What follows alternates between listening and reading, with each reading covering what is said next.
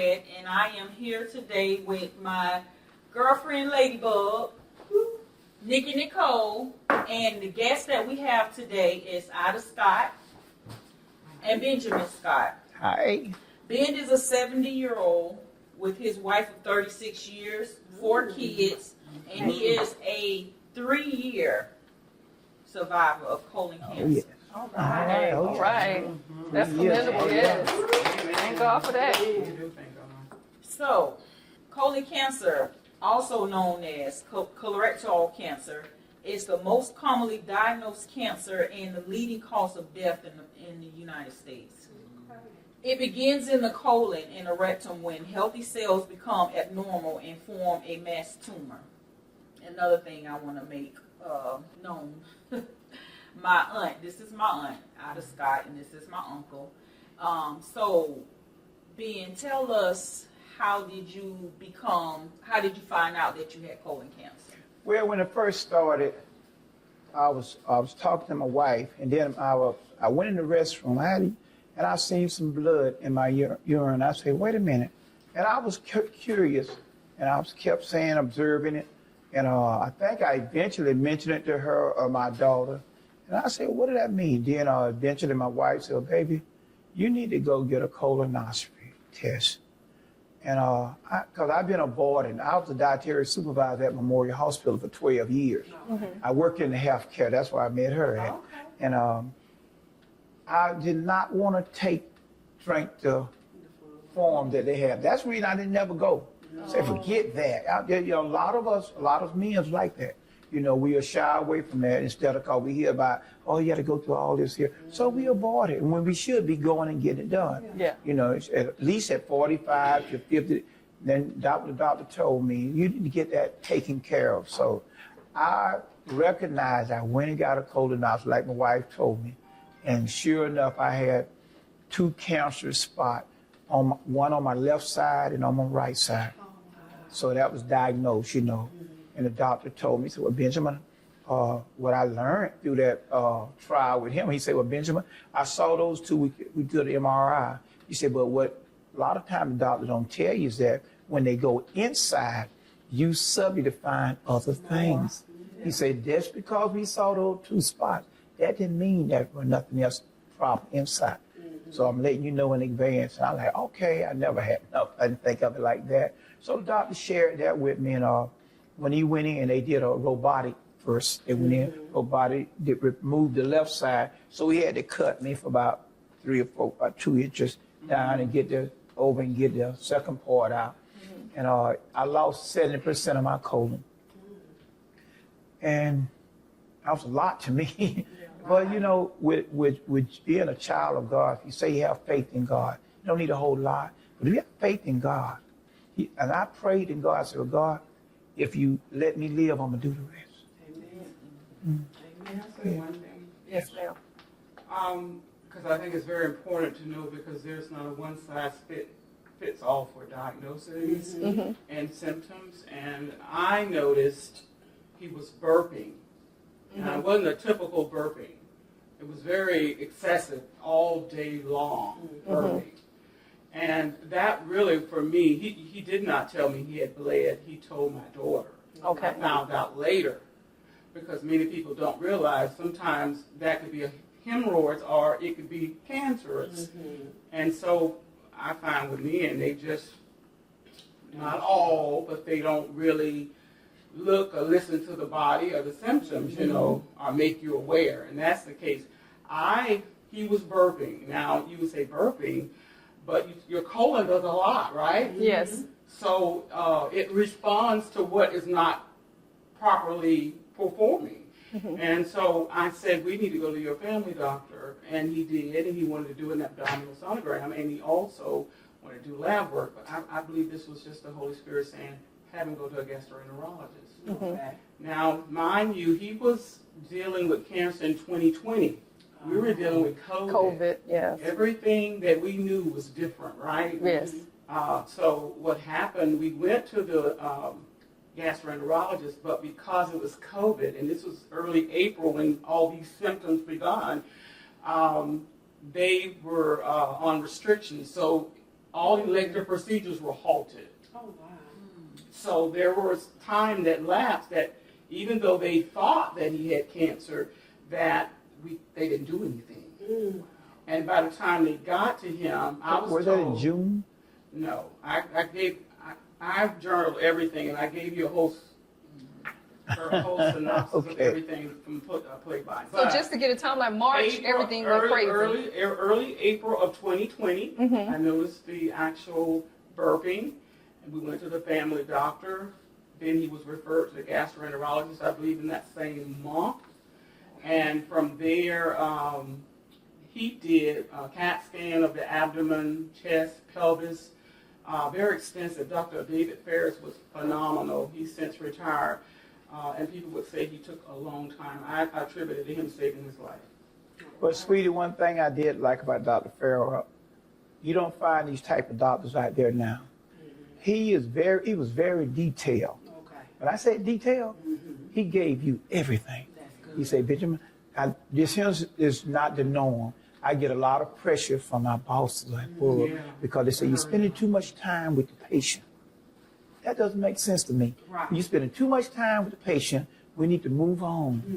And what that indicated to me that they really just want your money. They want your money. It's all about they take care of the symptom and you move on to the next person. Keep that money rolling. But he was not that type of guy, and I thank God for him. And I was a kid with my wife all the time. I say he loved to dye his hair a lot. And I say, when his hair not right, it's gonna be a long day. It was too. And then they tell you see him, he good. That's all they do. We kid about that. Me and my wife and one of those ladies knew her. But overall, cancer, I don't wish this on anyone. I was just chosen by God. I was chosen by him to carry that baton. Because when you go through it, it starts from your head all the way through your body to your toes. When I say that, I literally mean that. And you get from in these books. My wife created this book. I'm gonna have that printed because you see the hand print. Let me finish, sweetheart. The hands, the feet, and whatever. It just, and then just going through it, 3 hours, 3.5 hours when you go in there and you look around. And a lot of people on the faces, they are sad. They have given up. But I'm in there reading my Bible. I'm on the phone. And I kept a positive attitude because I say, I'm going to get through this. And the book of James said, it ain't about how you handle it. It's all about how you handle it, not what you're going through, because you're going to go through things in life. It's all about how you handle it. That's in the book of James. That's biblical. I didn't create that. So that's those verses when I was reading, it was registering to me, and I stayed on course. I was thanking God every day. Yeah. I would call my friends and tell them, say, man, I said, yeah, I'm doing chemo, man. What? You doing chemo? Yes. I said, but God, I'm good. And when I go home, my wife would tell you, I'll be out there working out sometime.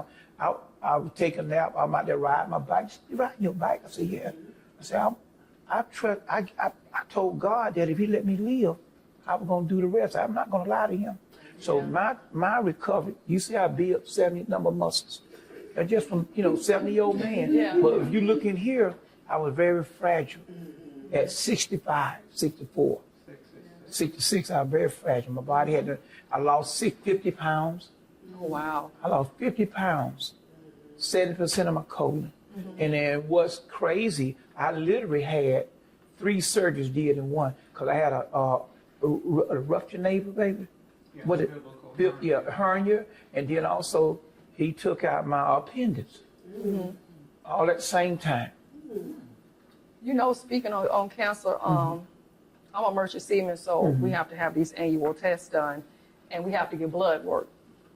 And I had did all my labs, and I had to go to school up in Maryland for a course, and they failed me. The results came back because I took the test and then I had to leave, and the results came back. And I remember the students was getting, they were getting their books, their documents, and they didn't bring me mine. They said, Darling, you got to go to the union hall on campus. You need to make a phone call. So when I called, that's when they told me they failed me on my physical. I had to, so they emailed me the results. And when I pulled them up, basically my levels was off the chart. reading like I had cancer. And they said I had to go see an oncologist. I had to fly back home and see an oncologist. And so I was like, I'm arguing with the people in school. And I'm like, but I'm already here. I only got a few more days and blah, blah, blah. So they let me stay. And when I came home, I remember the doctors, they told me I had to see. When I was looking at, all of them was like cancer specialist of Northeast Florida, cancer this, cancer that. And I was like, what? Cancer? They trying to say I got cancer. And I'm calling home, I'm crying, I'm acting a fool. So I come home and I remember going to St. Vincent's, and it was the cancer specialist of Northeast Florida there. And one thing about cancer, I realized walking into that room, it don't discriminate. It was black, white, old, young, male, female, people who look just like me. I'm sitting there feeling good, healthy, young, and I'm seeing people who look like me, but I'm seeing people who no hair, people at different stages. And thank God, I mean, we did all this blood stuff, and they spun my blood, and they did all this and all that. What it was, my white blood cell count was just crazy. For what, they couldn't find any cancer. It was crazy. I ended up fighting, and the doctors wrote me off, and I was able to get back to work. And then 2 years later, same thing again. They said I couldn't sell. But so we don't know why it bounces all around. So that is something I'm glad annually I do have to have that physical and blood work so we can track it, because they never did tell me why my white blood cell count will spike like that. But I was at the cancer place and I saw, even though I wasn't a cancer patient, we didn't know. I didn't know what my future brought. I didn't know what was going to come about me being in there, giving that blood and stuff. But it was very humbling being in there with those people and seeing that it don't care. Cancer does not care. And your outcome was good because you followed through. Yes. But think about the people who don't follow through. Yes. Think about the people who have those signs. And also, I don't want to say every doctor is not an advocate. You have to be your own advocate, right? Yes. I've learned that the very hard way. You have to be your own advocate. You have to know your body. You have to be in tune to your body. And you don't need to ignore any signs. And it's not, like I said, one size fits all. He had burping. That's unusual. I don't think I've ever heard anyone say, oh, I had burping and I ended up having colon cancer. You just got to know. And for me, I'm in tune to what was happening with him. And it was a very different type burping. And that, to me, it just was crazy. So it's good because a lot of men do not, and women too, do not listen to their body. At what stage cancer were you when you were diagnosed? 3. Stage 3. I was at stage 3, and I recall, like, what a man, I'm okay, cause see, when he diagnosed me, what I did, being a crazy Marine like I was, military guy, I said, okay, I know what I'm doing. I'm start working out. So I started working out, literally started working out before I even had the surgery. It wasn't told me to do. The doctor didn't say, Benjamin, you saw it. It was just that discern, you know what I'm saying? And I said, you know what? Okay, let me get the Marine in there again. I started pumping it, I started putting it in. But thank God I did that. Because once I lost the weight to 50 pounds, my body still was tight or strong, but I just lost the weight. And when my kids and all would come over, and ask, you gonna be okay? I said, man, I'm good. I got this. I'm all right. They said, Benjamin, Dad, you gonna be? I said, this is what used to make this funny. And when I beat it, here's my grandkids. Granddad, wait a minute. The guy that played Black Panther, he died from it. And you live. Dad, you're a bad man. All right. I say that was God. Don't put it. I was just doing the work he told me to do. Yes. It was God had those angels covering me. That was a covering over me. And I use that testimony all the time. There's a covering. He's still using me. There's work. I'm a deacon in my church for 26 years, but I do most of my work outside of the church. That's right. See, people think when you go to church, no. I bring people to the church. It's for the pastor to give them that word and feed them. Ain't my job to keep them there. I get you there. So I do all the work out here all the time because I'm an Uber driver. I do daily. I done made 10,000 trips. And guess what? In that 10,000 trips, 9,098. They heard the word in some type of way. So you still had work to do. Yeah, You still I had kid, work Still to have do. work to do. I kid you not. I'm telling you, this thing is biblical with me. It's not just, you see, I went through that, and I use that as a testimony. What God can do in spite of what people might say. Yes. You know. And that is good that you use your negative experience and you turn it into a positive experience. Because Right. sometimes when people come out of cancer, they are a different person, and they are a different person in a negative way. Because when you beat cancer sometimes it does eat your spirit and it eats your soul away. So it's still, and some people allow cancer to eat their joy, to take their happiness. And so you don't have that interaction and that love and that joy that you used to have. Because I'm speaking from personal experience. When I was married, my husband, he coming out of cancer, I'm thinking you're going to be loving, kind, caring. You ain't loving no more. You're not kind anymore. You're not caring anymore. So it's like sometimes people let that Cancer Kill. kill the spirit. kill their spirit. And that affects not only you, but that affects your partner And as everybody well. And it around affects you. everybody Around you, it really It does. does. And you think your partner, your wife or your spouse, that's hurtful. When you're there with somebody and you know you think you might lose that person, the love of your life, and you praying for that person, Lord, please don't let me lose my husband, my spouse, my everything, Lord, please be with me, please be with them, please cover them. And then they make it out, and you say, now Lord, we done did all this, and look at them. They don't have no joy no more. They don't have no happiness no more. They don't have the love they have no more. They don't treat me the same no more. We don't have that interaction. Wow. We don't have that love. Sometimes cancer, after they've healed, it kills them. And Kill the spirit. It kills the spirit and it kills And the see, relationship. and what they miss, when you go through, like me, you know, y'all know, when you go through this here, and God had mercy on you, That's that mercy and grace. when you see his mercy and grace, you supposed to turn that into a positive.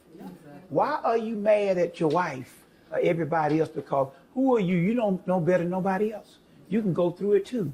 There's nobody limited out here. It's all about how you handle it, how you go through it. The book of James tells you that in the beginning. It's all about how you go through It's it. a great thing that you brought that Yeah. up. Because we're going through it too. When they're going through it. Exactly. And I didn't have that experience because when the doctor told me he was stage 3, my first thought was, how am I going to tell him? All right, so, and when I went in the room, he looked at me with a smile just like that and said, give me a high five, we got this. So that put me at ease, and it helped me a lot because when you sit down for the actual initial evaluation for chemotherapy, you had a round table like this with a nurse who's giving you all these sheets of paper saying, this is that, you're going to have chemo, these are all the drugs included in chemo, these are all the side effects. Now, they're not telling you how to offset those side effects. They're just telling you what they're going to be.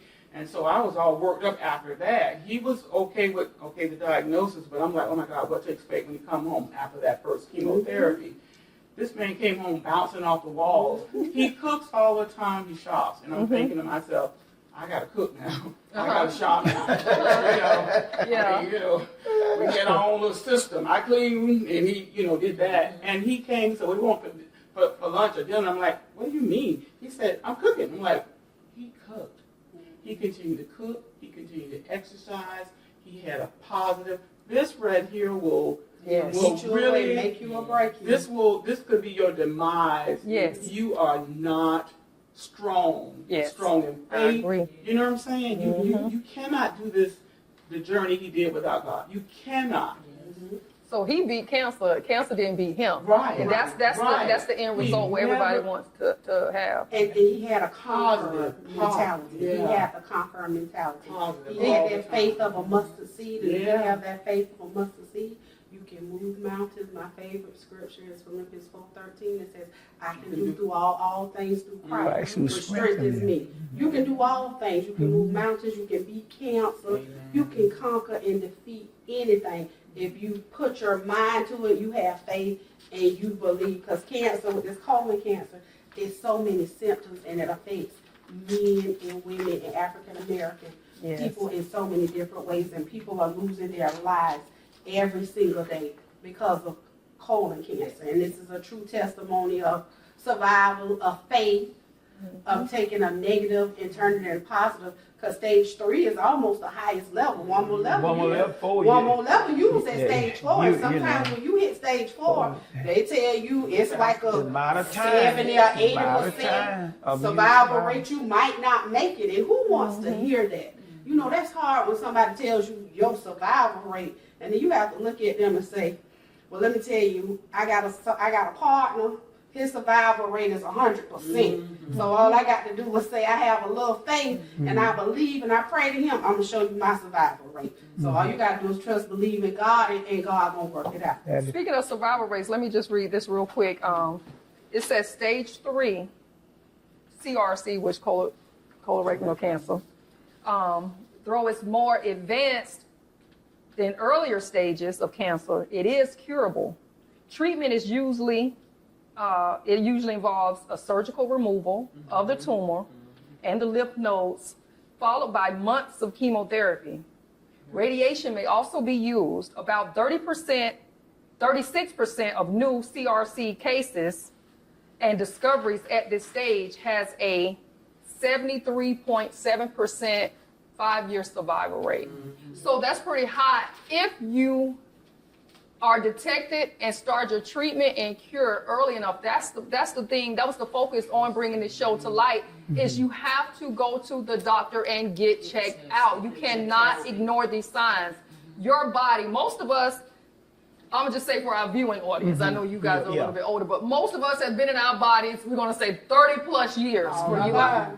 You know what your body is capable of doing. You know what it normally do. And if you see something look strange, like you said, you saw some blood, you was kind of peeping things, you was checking it out, go to the doctor, get checked out. I preach this to my sons all the time, and I had to tell my husband, and I think I shared with you on the phone. Go to the doctor and let one doctor look at you. I know men hate the rubber glove. They hate the men going in. But you Go gotta to the do doctor. Let one doctor check you out and may catch something early enough to where you can get a pill or something. And maybe some slight changes can change something for you, dietary or whatever. Let one doctor help you, or wait to the last minute and you got a team of doctors looking up your behind trying to save your life. Save your life, yeah. The choice is yours. It's your body. You can make the conscious decision to be proactive. Like you said, you are your own advocate. You got to be an advocate for you. Especially if you have a family, you have children, a wife, a community, a church, people depending on you. And that's one of the things we were talking about, giving back to men. Even when we had our thing about erectile dysfunction, men have so many things going on internally, and they're so prideful, and they just don't want to go get checked. Gut health, your bowels, proper movement, looking at your waist. I know some people just wipe and get up and just go about their business. Man, I'm looking and checking and, making sure. You gotta look.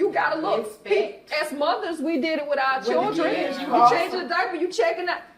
That got to carry on into adulthood, to stay ahead of this thing, because now we're faced with so many things environmentally. The air, the food we eat, this processed food, bad food, pesticides. All that kind of stuff. We're taking so many things into our bodies, putting on our skin. Our skin is our biggest organ we have, and our body's absorbing all of this stuff, these metals and toxins and stuff. You got to stay on your health, guys. Y'all got to go to the doctor. Ladies, too. We got to stay up on it. We go and get our little annual check and everything. Hopefully, most people go and get checked out. Yeah. Get your boobies looked at. Men, your colon, your prostate. All of this type of stuff, because we are faced with so many different things. Like I said, with cancer, you could be living your best life, and this thing is just growing.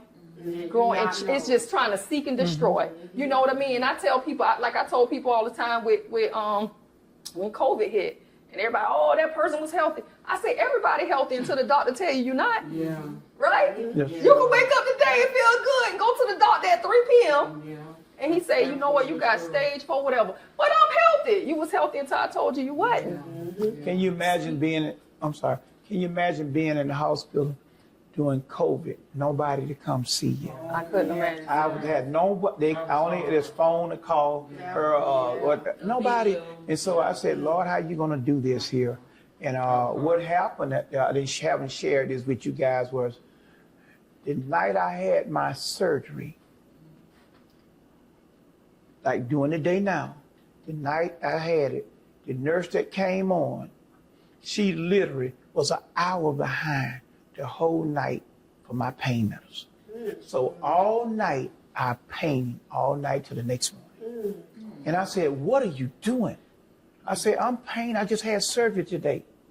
But the doctor, I said, damn, I'm upset because I'm hurting. Yeah. All through the night. And I said, Lord, you got to help me get through this because this woman don't know what she's doing.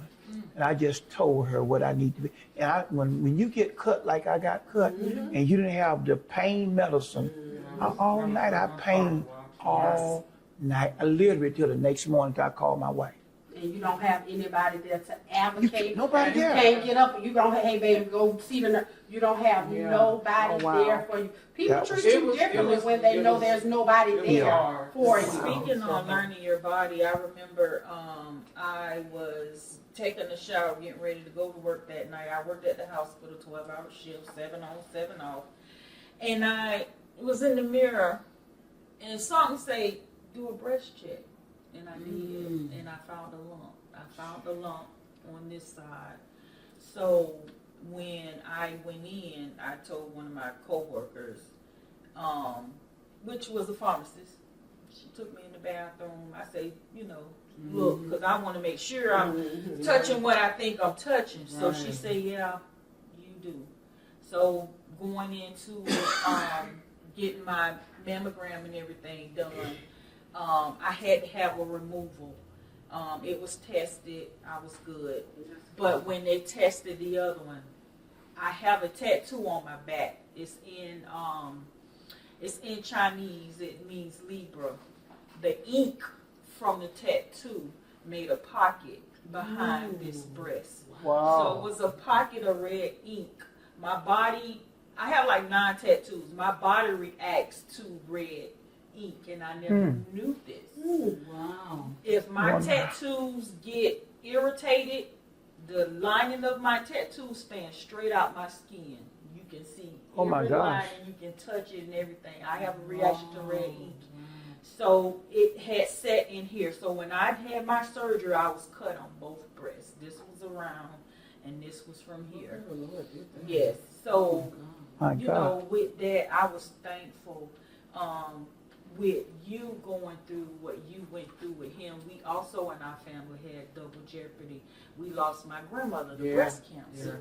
So both That of was them rough. had cancer. Yeah. You know, my grandmother passed away 2019, and all girls. Her and my mom and my other 3 aunts, we went through it. That was We rough. went through Yeah. it. That was rough, and people ask me, like, I didn't have time to even fully grieve my mom because my mother died September 18th of 2019, and then he was diagnosed in June of 2020. Yeah. She had, when she was diagnosed, the cancer had already metastasized. Yeah. Stage 4, her breast. Oh, wow. Her breast. So, yeah. And then I had a thing I was diagnosed with in June also. So we had a series of things going on. But you know, as women, we just keep going. Yeah, We do. yeah, Yeah. We don't stop. We just have that yeah. we turn get up around. and go thing. We just got to do it, and I don't know what kind of time you got. I think this is so important to let the viewers know, and not to scare anyone, but cancer does a number on your body, any kind of cancer. But I can speak on the colon cancer because I witnessed my husband with his weight loss. I have been there, but I won't pull him out. His hands discolored. They were black. His feet were black. From the chemotherapy kills bad cells, Yes. but it also kills Kills good cancer. cells. Yeah. So there was this, he was very fragile. He said 2 inches. It's about a 6-inch. Oh, the 6 inch? I didn't know. Yeah, I know. Yes. I called it 2 And because he told us the colorectal surgeon said, we're going to try to do it robotically because it's less invasive. But when he got in, he would remove one of them, Y'all can see it. I but don't the mind other y'all one ladies was looking at me. stuck in his pelvic area. The other one was stuck, so they had to cut him because Okay. they couldn't get the second tumor out. Okay. So yeah, there are a lot of changes that go on, but also being your advocate, my daughter and I, we research everything because you hear the horror stories about the mouth sores, right? You hear that. So what we did, because they're not going to tell you this, they're just going to tell you your whole regimen of chemo. Yes. So we thought, I hear people say mouth sores. I said, honey, don't use any mouthwash with alcohol. You're going to use Biotin, something that to keep his mouth moist. My daughter, who hired a dietitian who specialized in oncology. Now, mind you, the cancer center has their own. Yeah, I had two. And we sat with her, not to knock any of them, but that one-size-fit-all thing, It's not her right. prescription was, if you can't eat, do this and do that. The lady my daughter hired was on holistic stuff. Yes. She gave us a series of supplements to buy, and we bought every last one. This is to protect his heart. This is to get the metallic taste out of his mouth or body. People don't tell you about that. Yes. You hear about them experiencing that, but they don't tell you how to offset it, right? Okay. So we did everything, and him, I tell you what, he was never. Now he was nauseated a couple of times. He was never that person laid up, throwing up. He was not that person. He never complained. Now I'm not going to say that he didn't get bothered by it. He never let me see that, and I remember vividly when you rang the bell, because I can remember this vividly. When he rang the bell, he let out this, like, it's done. You know what I'm picking up just hearing your story and how y'all talking about your daughter hired. Well, my daughter, you gotta be have a They got- support But you know what? That's what I was about to say. Your whole, we it got sounds like in. y'all whole family Everybody got involved. suited up and went to war. We did. We did. Y'all We suited up did. and y'all went to war. Yeah. That is so Yeah. beautiful. Yeah. That is You so have beautiful. to do it. You I have feel to. like in instances like this, you need a medical team Yeah. and you need a medical support. Because my mom had breast cancer, and my mama had breast cancer twice. So we had to be there. I had to be there for her with her surgery. I had to be there to drain the tubes. I had to be there to change the dressings. That's I had rough. to be there to see it, and it was an initial shock to see just like all your chest is really it's gone. It's stressful. It's so It's stressful. really It's very gone. stressful. We're gonna go into some symptoms. Oh yeah, we need to go into it. Changes in your bowel habits. Mm-hmm. Blood in your bowels, light, dark red. Stomach pain, bloated. Blood from your rectum. Incomplete emptiness when going to the restroom. Things that you may need to look into. And women. And women women. too. Yeah, Yeah. because colon cancer is women too. Yeah. You're not going to find anywhere, I won't say anywhere, where you don't see burping, do you? No. I mean, it's just. Well, so, you But know, I think that he was got just a, past the bleeding. He yeah, didn't tell that me was till that's my another daughter. symptom that they haven't diagnosed, but it's Yeah. there. It's And I just want to let you, it's a 590 new cases of colon cancer. There are 54,210 men, 52,380 cases of women. Women. So women get Just as much, yes. And Yes. then for rectal cancer, it's 46,220, 27,330 cases in men, 18,890 in women. So women are Still high. high Yeah. as far as rectal cancer, colon cancer, and rectal cancer. So women, we got to look at colon cancer and rectal cancer. Can I share this with you guys? Yesterday, I was down in St. Mary's, a lot of the retired men in the church. And we was all sitting down having lunch. One of my brothers, one of our deacons, he lived in St. Mary's, so we went down and break bread with him. Very beautiful place down there. I didn't know it that nice. You know, we was sitting around a table like this here. And out of all the brothers in there, we had quite a few of them that had colon cancer. And quite a few of them had colon cancer. And it was ironic that as we were speaking around this table, brother had it there. He even had one of his breasts taken out. Oh, wow. He said he lost about 7 inches of his colon.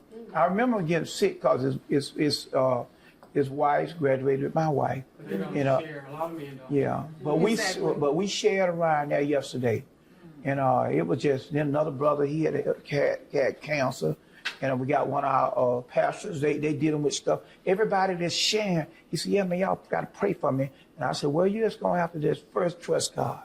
And said, "We all will pray for you, but you got to trust in God yourself. You got to let Him know." So it was just we had about 4 or 5 of them, and they had stages of colon cancer. And it's I was amazing like, that wow. they share that because, but you know what?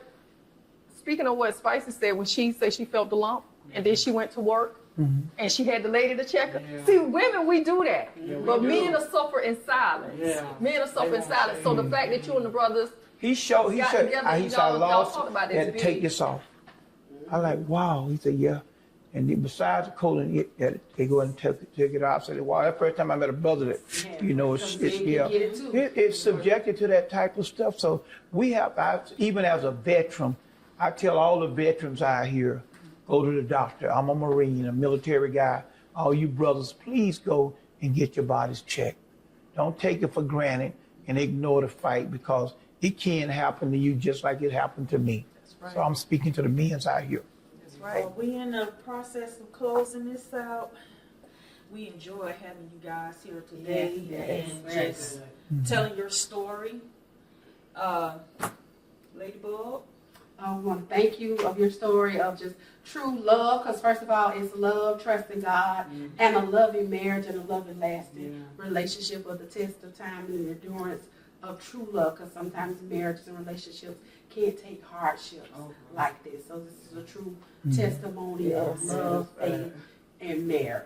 So Oh, we yeah. thank you for that. And I just want to say, you know, I had a list of certain stars that did pass away from colon cancer. And like you mentioned earlier, what your grandkids said, Chadwick Boseman, the Black Yeah, Panther, first thing he passed, you know, and it just wasn't in the cards for him. That wasn't God's plan. But you had more work to do. Maybe his work was done. Yeah, his work you was have probably more work completed. to do, and we're glad that you're here. Yeah. And we're glad that you and your lovely wife came to share y'all story with us. And to all the fellas out there, again, we will reiterate, please Please. go get yourself checked out. If something is funny, get yourself checked out. Matter of fact, it Know ain't your even got to body. be funny. Go have your annual physical done. If you got insurance, utilize that insurance and go get checked out. Men and women. Go Every check- year, go you should be get going yourself. to get checked every Yeah, year. even if they go in the hole, don't have no showing. Let's go anyway. Yeah. Somebody gonna take care of Yeah, it. if your brother and your family, Yeah, you're at somebody higher take risk. care of it. Colonoscopies, prostate exam, all of that stuff, get checked out. Let the doctor tell you that you're okay. Don't take it